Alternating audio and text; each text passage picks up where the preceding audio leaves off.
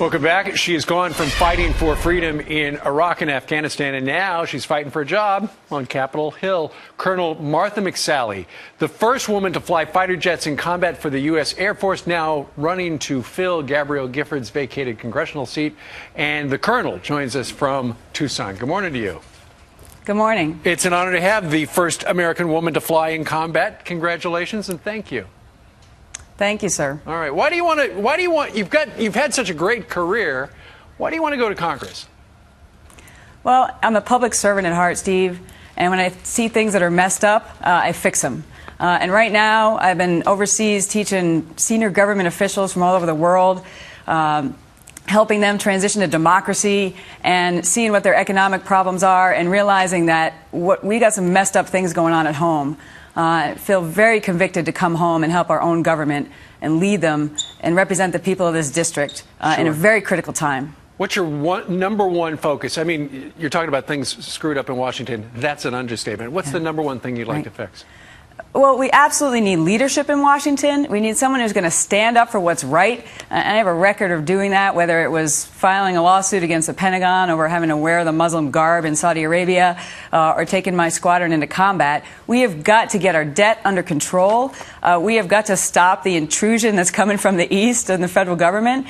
And we have got to address the very serious national security issues on our border that are affecting this region. Let me ask you about this. Something in the news over the last couple of weeks. They're talking about easing the restrictions on putting women in combat up closer to the front line, although, you know, they've been there, obviously. You're a great point. I want you to listen to what Rick Santorum has said regarding this recently. Here he is. I think that could be a very compromising situation where people naturally may do things that may not be in the interest of the mission because of other types of emotions that are involved, and I think that's probably not in the best interest of men, women, or the mission. Sounds critical of it. What's your comment about what the senator said? You know, I agree with many of the things that Rick Santorum says, but when I heard this, I really just wanted to go kick him in the jimmy. Kick him in the jimmy. Yeah, he's totally out of touch. I mean, completely out of touch. These are the types of arguments we heard 20, 25 years ago as to why women couldn't be fighter pilots. And it's an insult to the men and women who are serving overseas, putting their lives on the line and focusing on the mission right now. As a Republican, if he's the nominee, then what? How do you feel about supporting him? Well, I look forward to talking to him. He's going to be here next week, and so maybe we can discuss this a little bit further and bring him up to speed. I don't think I would mention the Jimmy part to him.